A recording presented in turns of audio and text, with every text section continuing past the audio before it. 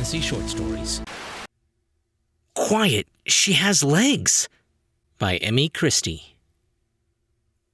Nimia pulled her body along the underground tunnel with her muscled arms, one grip at a time. She passed the pods where other pullers, like herself, worked, their hands plugged into the company interface.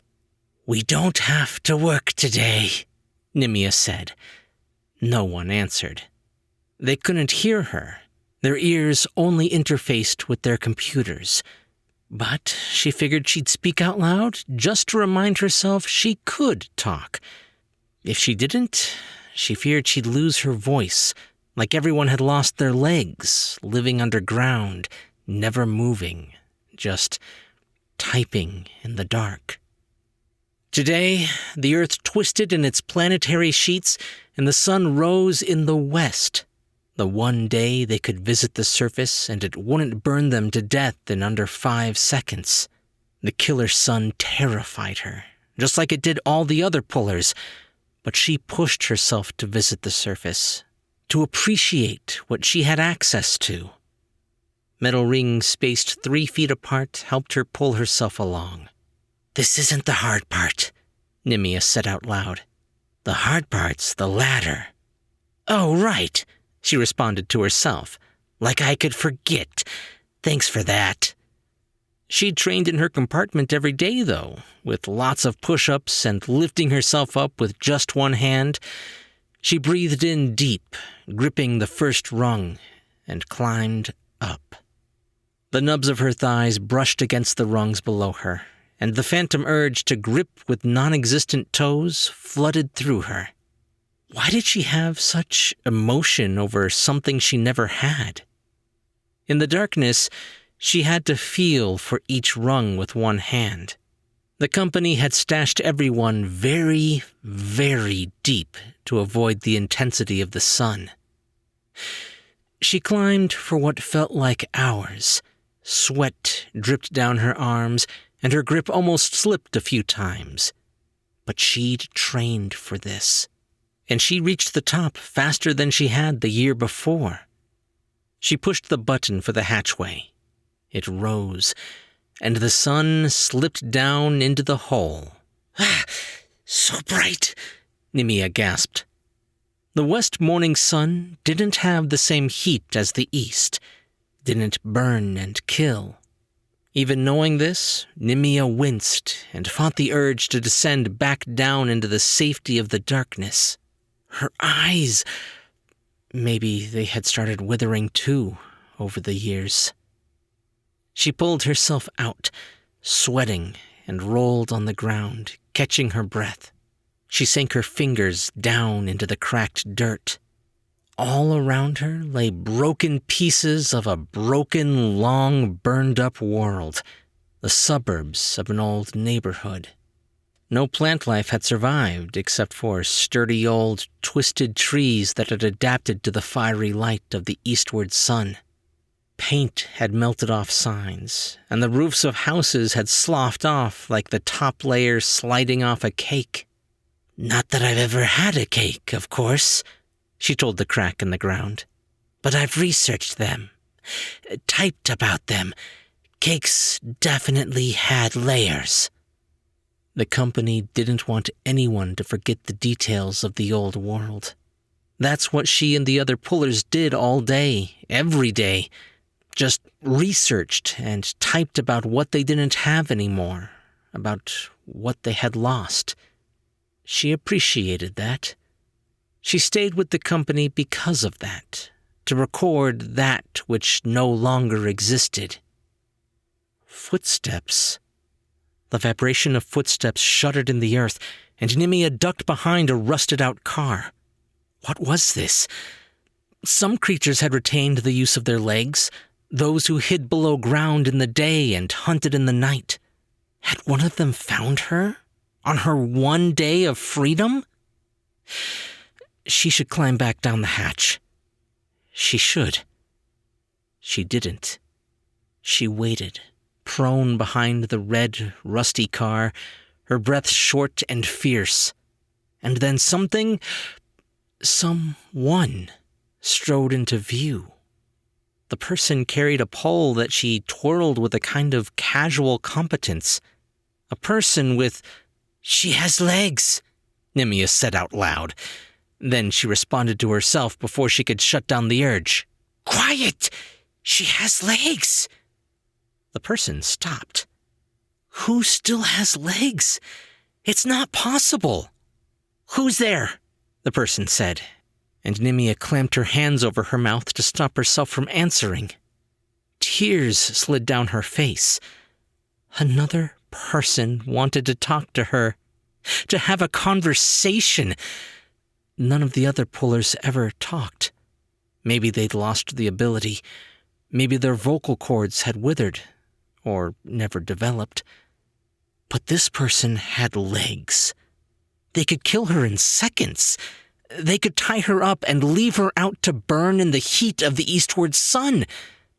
The person pole vaulted over the car and landed next to Nimia.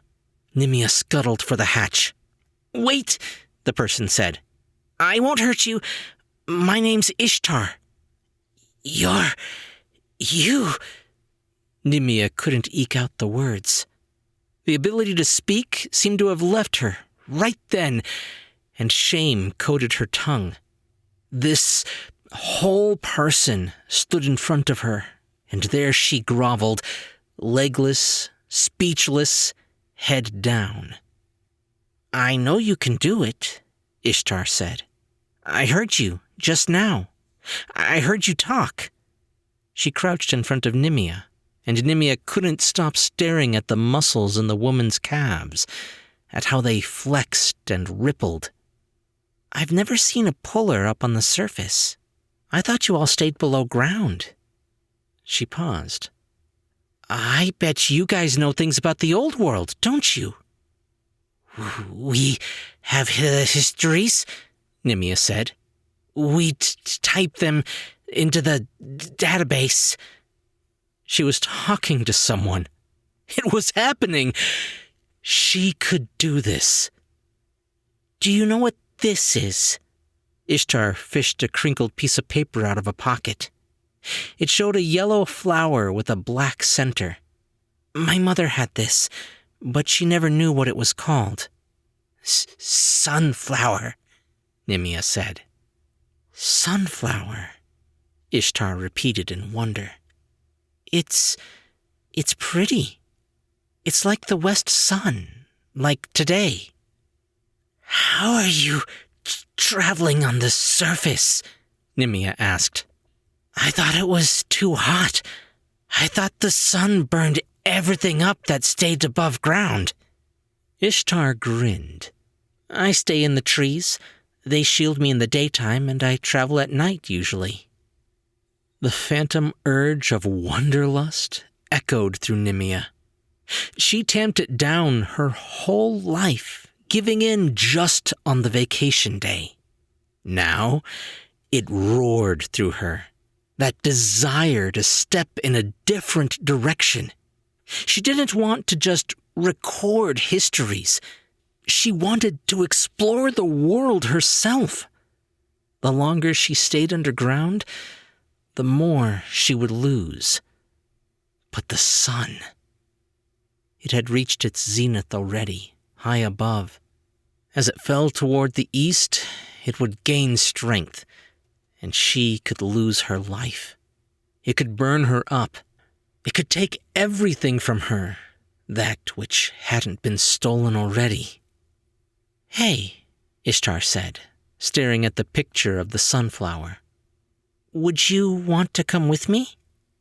Nimia almost choked. She gestured at herself and shot Ishtar a dirty look. "Well, I mean, you're kinda ripped." Ishtar pointed at Nimia's arms. "Could you hold on to my back? I could be your legs. You could be my information. You have more power than you realize. I want to know more about what used to be here. There's not a lot of people out here to talk to, you know? All that data is only helpful if you use it." She did want that.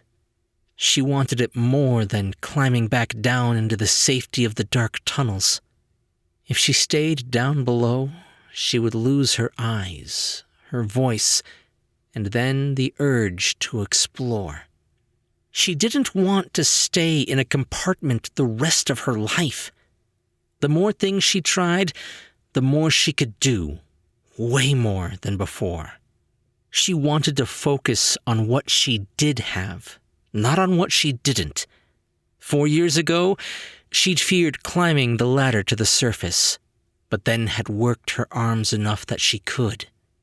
This was another ladder, leading to another, bigger life. "I do," Nimia said. "I want to go with you."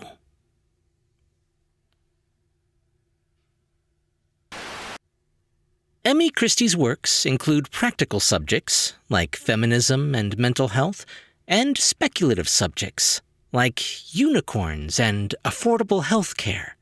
She has been published in various short story markets, including Daily Science Fiction, Infinite Worlds magazine, and Flash Fiction Online. She graduated from the Odyssey Writing Workshop in 2013. You can find her at www.emmychristie.com or on Twitter at @emmychristie33. Hey guys, I hope you liked the story as much as I did. When I came across this, I was sold within the first couple of paragraphs. I have no idea what happened to their worlds, or why the sun can suddenly come up on the west rather than the east, but I don't seem to care. The story is so good on its own that the rest of it is just cow tools, which is a term that writers use to describe stuff that just makes the world seem bigger without too much work. And this story was a prime example of using those correctly, in my opinion. What is the company? Why do they compile data about the world that no longer existed? How do they get it if they're underground? There's so many questions that Emmie Christie just didn't have to answer. The story is there, it's contained, and the world is humongous around it. Sorry, I know I'm kind of geeking out here. If you guys liked this story, be sure to leave a thumbs up and a comment if you're on YouTube. Or if you're listening to the podcast version, just be sure to subscribe for more brand new short stories. I'm Chris Herron, and that's it for today's Tall Tale TV.